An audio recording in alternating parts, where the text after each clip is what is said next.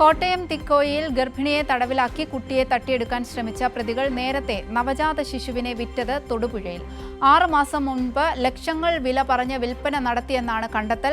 ഈരാറ്റുപേട്ടയിൽ register ചെയ്ത രണ്ടാമത്തെ case Thodupuzha പോലീസിന് കൈമാറി. അതിനിടെ പ്രതികൾ അസം സ്വദേശിനിയോട് സംസാരിച്ച വാട്സ്ആപ്പ് ചാറ്റും പുറത്തുവന്നു. ഗർഭിണിയായ അസം സ്വദേശിയുടെ പരാതിക്ക് പിന്നാലെയാണ് കുഞ്ഞുങ്ങളെ വിൽപ്പന നടത്തിയ സംഭവത്തിൽ കൂടുതൽ വിവരങ്ങൾ പുറത്തുവന്നത്.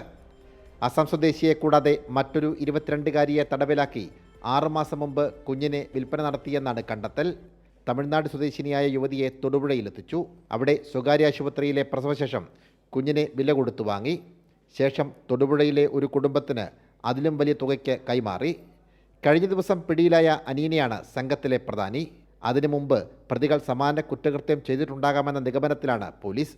പ്രതികൾ കുഞ്ഞുങ്ങൾക്കായി കൂടുതൽ സ്ത്രീകളെ സമീപിച്ചുവെന്നും സംസ്ഥാനമൊട്ടുക്ക് ഇവർക്ക് ഇടനിലക്കാർ ഉണ്ടെന്നും പോലീസിന് വിവരം ലഭിച്ചിട്ടുണ്ട്. അടുത്ത 3-ന് പ്രതികളെ കസ്റ്റഡിയിൽ വാങ്ങി ചോദ്യം ചെയ്യുന്ന മുറയ്ക്ക് കൂടുതൽ വിവരങ്ങൾ പുറത്തുവരും. അതിനിടെ പ്രതികൾ അസം സ്വദേശിയായ പരാതിക്കാരിയുമായി സംസാരിച്ചതിൻ്റെ വാട്സാപ്പ് ചാറ്റ് കൈരളി ന്യൂസിന് ലഭിച്ചു. 2 ലക്ഷം തരാമെന്ന് പ്രതികൾ യുവതിയോട് പറയുന്നതും സ്കാനിംഗ് റിപ്പോർട്ടും രേഖകളും പ്രതികൾ ആവശ്യപ്പെടുന്നതും ചാറ്റിലുണ്ട്. 2 ലക്ഷം എന്തിനെന്ന ചോദ്യത്തിന് പ്രതികൾ വ്യക്തമായ മറുപടി നൽകാതെ ഒഴിഞ്ഞുമാറി. എനിക്ക് സുരക്ഷിതമായി നിൽക്കാൻ പറ്റുമോ എന്ന് യുവതി സംഘത്തോട് ചോദിക്കുന്നുണ്ട്. രാജേഷ് എന്ന പേരിൽ വാട്സാപ്പിലൂടെ യുവതിയുമായി സംസാരിച്ചത് പിടിയിലായ അർജുനാണെന്നാണ് വിവരം.